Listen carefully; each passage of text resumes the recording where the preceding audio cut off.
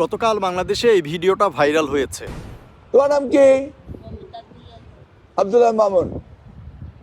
বেগম খালেদা জিয়ার নাতনি তারেক রহমানের মেয়ের নাম কি? তোমরা রাজনীতি করবা জায়মা রহমানের সাথে, তাই না? এই ভিডিওতে দেখা যায় আমাদের বর্তমান শিক্ষামন্ত্রী ছোট ছোট বাচ্চাদের, কত বয়স হবে, 4 থেকে 5 বছর বা বড় জোর 6-7 বছর, প্রবাবলি 10 বছরের নিচেই। প্রশ্ন আসতে পারে যে উনি ছোট ছোট বাচ্চাদের কাছে গিয়ে কেন জাইমা রহমানকে পরিচিত করতে হবে এবং তার নাম মুখস্থ করাতে হবে। এটার অন্যতম কারণ হচ্ছে যে বাংলাদেশে গণতন্ত্রের নামে যেই রাজতন্ত্র প্রচলিত আছে, এই যে প্রধানমন্ত্রীর ছেলে মেয়েরাই প্রধানমন্ত্রী হবে, এটাতে কিন্তু ওনারা একেবারেই অভ্যস্ত। বর্তমান যারা রাজনীতি করছেন, দেখুন গত 17 বছরের কথা যদি আমরা চিন্তা করি, বিএনপিতে এরকম কিন্তু অনেকেই তারেক রহমানের চেয়ে যোগ্য আছে। এই ব্যাপারটা বিএনপির অনেকে হয়তো মানতে চাইবে না, কিন্তু শিক্ষাগত যোগ্যতা বলুন, দলের প্রতি অবদান বলুন, রাস্তায় আন্দোলন বলুন, কারাগার বলুন, নির্যাতন বলুন, সব কিছু মিলিয়ে ফখরুল সাহেব অথবা রিজভী সাহেবদের মতো যারা সিনিয়র লিডার আছেন, তাদের অবদান কিন্তু তারেক রহমানের চেয়ে কম নয়, বরঞ্চ বেশি। তাদের শিক্ষাগত যোগ্যতা বা সাংগঠনিক দক্ষতাও কিন্তু এর চেয়ে তারেক রহমানের চেয়ে বেশি। কিন্তু বর্তমানে প্রধানমন্ত্রী হয়েছেন কে? সাবেক প্রধানমন্ত্রী বেগম খালেদা জিয়ার ছেলে, এবং ভবিষ্যতেও এই তারেক রহমানের মেয়েকেই কিন্তু বাংলাদেশের প্রধানমন্ত্রী হিসেবে প্রতিষ্ঠিত করার চেষ্টা চলবে।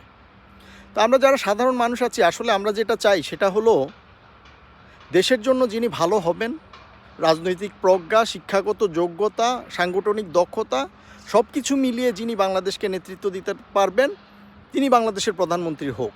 এমন যেন না হয় যে সাবেক একজন প্রধানমন্ত্রী বা রাষ্ট্রপতি ছিলেন বলে তার ছেলেমেয়েরাই বাংলাদেশের প্রধানমন্ত্রী হয়ে যাবে। তো দেখা যাক, ভবিষ্যৎ বলে দিবে আমাদেরকে বর্তমানে জাইমা রহমান বাংলাদেশের প্রধানমন্ত্রী হবেন কি হবেন না। বাট ওই স্কুল লেভেলে গিয়ে এই ছোট ছোট বাচ্চাদেরকে জাইমা রহমানের নাম মুখস্থ করানো এক ধরনের ছোটলোকি ছাড়া আর কিছুই নয় বলে আমি মনে করি। যিনি শিক্ষামন্ত্রী হয়েছেন, তিনি যদি ছাত্রদেরকে এরকমই শিক্ষা দেন, তাহলে আমাদের ভবিষ্যৎ শিক্ষা ব্যবস্থা নিয়ে কিন্তু অবশ্যই আমাদেরকে উদ্বিগ্ন হওয়া ছাড়া আর কোনো উপায় নেই। দ্বিতীয়ত যে প্রশ্নটা আসে সেটা হলো, উনি যেই প্রোগ্রামে এই প্রশ্নগুলো করছেন, এটা কিন্তু সরকারি অর্থায়নে কোনো একটা প্রোগ্রাম হচ্ছে বোঝাই যায়। সরকারের টাকা খরচ করে ওনার দলের প্রধানের মেয়ের নাম মুখস্থ করানো কি এথিক্যাল কিনা, জিনিসটা আমাদেরকে একটু ভেবে দেখা দরকার। আরেকটা খারাপ কাজ বর্তমান শিক্ষামন্ত্রী যেটা করেছেন, এর আগে প্রাইমারি স্কুলের শিক্ষকের জন্য যোগ্যতা ছেলে এবং মেয়ে ভেদে ভিন্ন ছিল।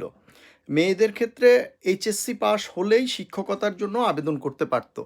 সেই রুলটাকে বাদ করে দিয়েছিল তত্ত্বাবধায়ক সরকার, কিন্তু সেই বাতিলকৃত রুলটাকে আবার নতুন করে বাদ করে দিয়েছে বর্তমান শিক্ষামন্ত্রী। তার মানে হচ্ছে আগের মতো এই মেয়েদের জন্য কোটা থাকবে প্রাইমারি স্কুলের শিক্ষক হওয়ার জন্য। এইচএসসি পাস হলেই শিক্ষক হতে পারবে প্রাইমারি স্কুলগুলোতে। কিন্তু গত 17 বছরে যেভাবে শিক্ষা ব্যবস্থাকে ধ্বংস করা হয়েছে, এটা থেকে কিন্তু বোঝা যায় যে এইচএসসি পাস একজন ছেলে বা মেয়ের যোগ্যতা কোনোভাবেই প্রাইমারি স্কুলের শিক্ষক হওয়ার জন্য উপযুক্ত নয়। বর্তমান শিক্ষামন্ত্রী আহসানুল হক মিলন, আমরা যারা 90s-এ স্কুলের ছাত্র ছিলাম তাদের কাছে বেশ জনপ্রিয় ছিলেন। উনি এক কথায় নকল বন্ধ করার একজন কারিগর ছিলেন। শিক্ষামন্ত্রী আহসানুল হক মিলন যেদিন সংসদে লাফ দিয়ে গিয়ে অধিবেশনে অংশগ্রহণ করেছিলেন, সেদিন আমরা অনেকে আশাবাদী হয়েছিলাম যে শিক্ষামন্ত্রী অনেক কিছুই পরিবর্তন করে ফেলবেন।